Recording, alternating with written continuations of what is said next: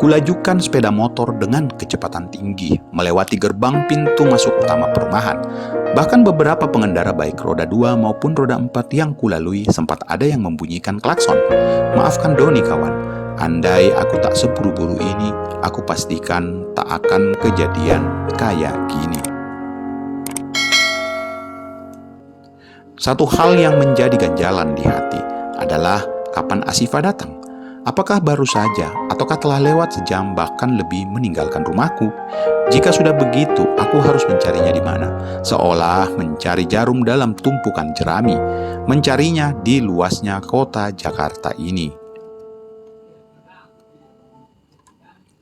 Oh Tuhan, tolong bantu hamba. Kemana hamba harus tuju sekarang? Aku masih saja dilanda kebingungan. Harus kuarahkan kemana motorku ini ketika telah berada di jalan raya?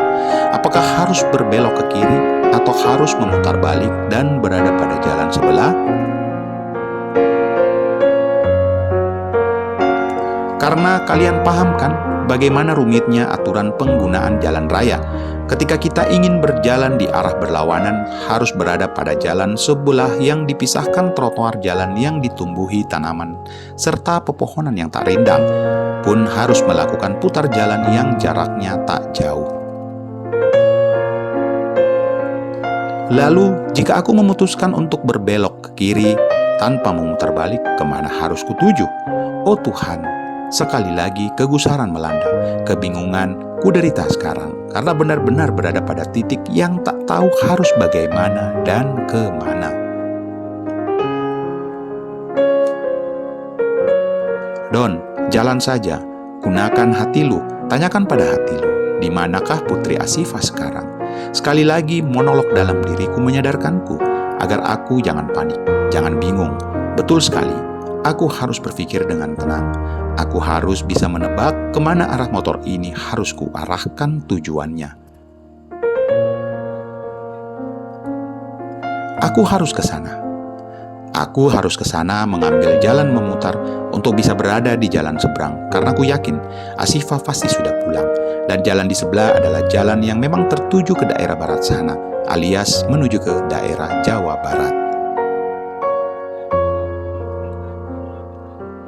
Ya Allah, kumohon, berikan aku kesempatan sekali saja untuk bertemu dengannya. Aku mohon, aku hanya ingin melihatnya saja, tidak lebih. Bahkan jika hamba diharuskan untuk diam, maka hamba akan lakukan. Jangan tanyakan bagaimana memilukan di dalam sana.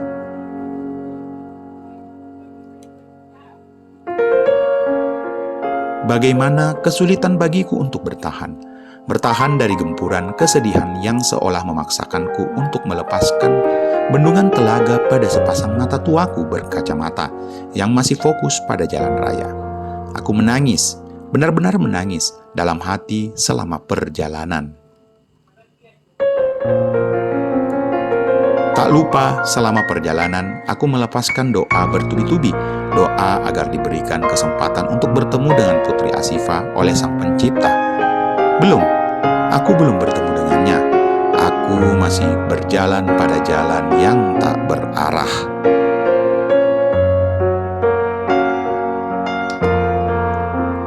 Keluar masuk lorong, melihat ke kiri dan kanan, berharap mendapatkan sedikit saja petunjuk keberadaan bidadariku. Mata ini, mata tua yang seharusnya kuistirahatkan sekarang tetap tak luput dari satu persatu angkutan umum yang kulewati, berharap melihatnya.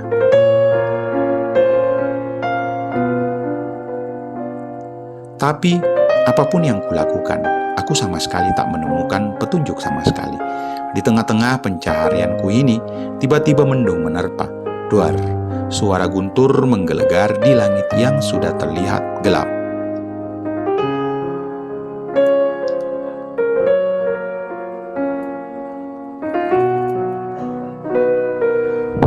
Kemudian, dari langit tiba-tiba menurunkan butiran-butiran hujan, tapi tak menyurutkan keinginanku untuk tetap berjalan. Semakin jauh ku berjalan, semakin keras terpaan air hujan menyerupai benda-benda kecil yang lumayan perih ketika mengenai wajahku yang berhelmet retro. Hujan semakin deras, para pengguna jalan memakai roda dua yang tak menyiapkan jas hujan, karena memang sejak pagi tadi kondisi kota Jakarta tak menunjukkan gelagat akan turun hujan sore ini. Pada berhamburan mencari tempat berteduh yang aman buat mereka.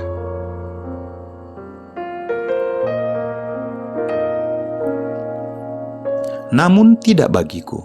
Aku terus melajukan kendaraan roda duaku bersese 1000 ini sejauh yang aku bisa. Berteman dengan para pengguna jalan memakai 4 roda yang menyelamatkan mereka dari terpaan air hujan. Tapi sekali lagi, tidak bagiku.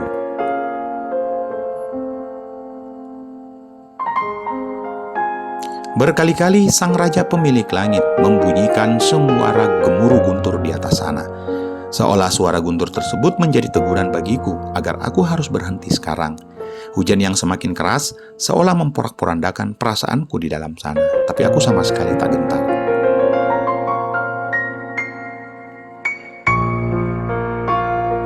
Aku, Doni Darmawan, tak akan pernah berhenti, tak akan pernah lelah untuk mencarinya. Dengarkan doa hamba ya Allah, Sang Pencipta alam, pemilik segalanya. Jangan biarkan hamba menghentikan ini, karena hamba tak akan berhenti sebelum melihatnya.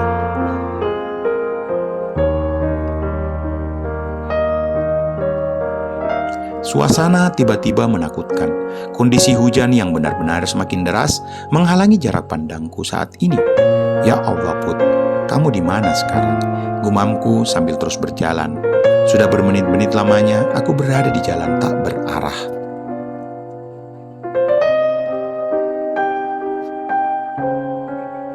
Berada di tengah-tengah para penghuni bumi yang fana ini, yang takut akan air hujan, yang takut akan kerasnya gemuruh guntur, serta kilatan cahaya petir menyambar. Bagaimana upaya yang mereka lakukan untuk berteduh dari serangan ciptaan Sang Pemilik Semesta, tapi aku tetap berkendara sejauh yang ku bisa, menerobos derasnya hujan. Mungkin saja aku bisa mati di sini, tapi aku tak peduli. Aku harus bisa menemukan bidadariku, Putri Asifah. Setidaknya aku harus melihatnya sebelum aku benar-benar menghembuskan nafas terakhirku, jika memang Sang Pencipta menakdirkanku untuk menutup usia hari ini. Aku masih saja berkendara ke sana kemari. Dengan pikiran yang kacau, jantungku berdetak cepat dan tanganku pun ikutan mulai gemetaran. Aku bersusah payah melawan rasa takut yang memang siapapun yang melihat kondisi saat ini pasti akan ketakutan.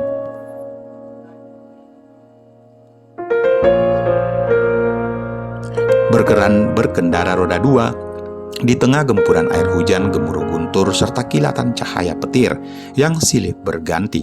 Salah fokus akan tergelincir, terjatuh, dan mungkin saja jika tak terinjak oleh roda 4 mungkin akan terhempas menghantam trotoar pembatas jalan atau yang lainnya. Semakin kencangnya angin yang bertiup hingga mengeluarkan bunyi seperti suara orang bersiul, juga semakin menambah rasa ketidaktenanganku. Aku benar-benar sangat menyesal jika aku benar-benar kehilangannya untuk kedua kalinya. Aku tak mau kejadian kedua kalinya terulang.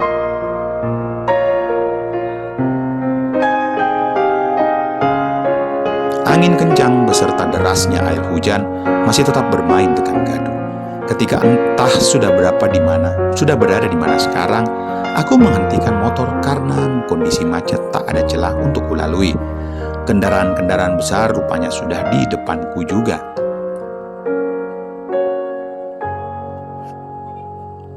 Baik truk kontainer maupun bus besar kini sudah kutemukan. Artinya aku sudah berada pada titik perbatasan, masih di atas motor, masih menahan gempuran rasa dingin di tubuhku, yang pada akhirnya membuat reaksi menggigil tak terelakkan. Aku mencoba memejamkan kedua mata sejenak. Aku hanya bisa berdoa, menyerahkan segalanya keadaan ini semua kepada Allah Subhanahu wa Ta'ala. Lagi pula, setitik rasa kesadaran akan yang kulakukan sekarang semuanya akan menuju ke titik asa yang tak tercapai. Percuma, apapun yang aku lakukan juga tak akan menemui titik harapan untuk sekali saja bertemu dengannya. Tak terasa kedua ujung mataku ini mulai mengalir air mata yang tertahan sejak tadi. Mengingat semua kenangan pendek dan sedikit dengannya, tapi menyisakan begitu besar rasa dalam diri. Rasa yang telah menunjuknya bahwa sungguh berarti wanita itu, putri Asifaku, terhadap jalan kehidupan yang kini ku jalani. Kemudian kulanjutkan perjalananku ini, masih saja menyisir setiap tempat, lorong maupun persinggahan yang memungkinkan ku menemukannya. Sedikit lega ku rasakan ketika hujan mulai reda dan langit perlahan-lahan mulai menghilangkan awan mendung di atas sana. Sejenak aku menghela nafas saat melihat perubahan cuaca tersebut. Bersusah payah aku mencari Asifah di seluruh penjuru, bertanya kiri kanan tentang wanita itu dengan menjelaskan ciri-cirinya. Namun tak seorang pun yang menjawabnya.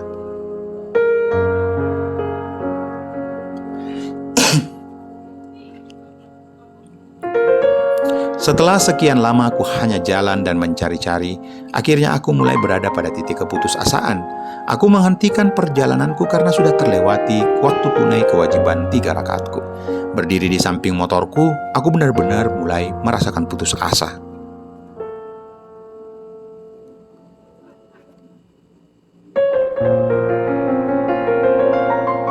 Lalu kupejamkan mataku untuk sesaat. Aku mulai merasakan rasa sakit yang teramat sangat di dalam sana. Tapi aku harus kuat. Aku harus kuat, harus tegar, meski ku yakini itu adalah kesulitan yang teramat sangat bagiku. Apakah hari ini aku benar-benar akan kehilangan Asifah lagi?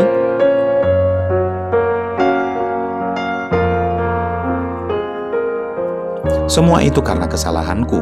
Andai saja tadi tak izinkan Dinda bersama sahabatnya mengadakan pesta kecil-kecilan di rumahku, mungkin tidak akan terjadi seperti ini. Tanpa sadar, karena menahan rasa sedih yang begitu besar, tubuhku terjatuh.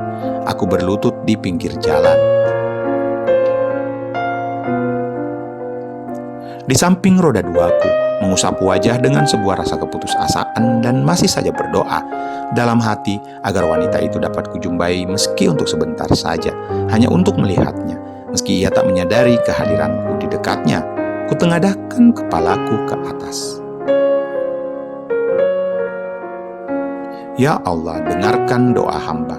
Kumohon, berikan hamba kesempatan sekali saja untuk bertemu dengannya. Kumohon, hamba hanya ingin melihatnya saja, tidak lebih. Bahkan jika hamba diharuskan untuk diam, maka hamba akan lakukan.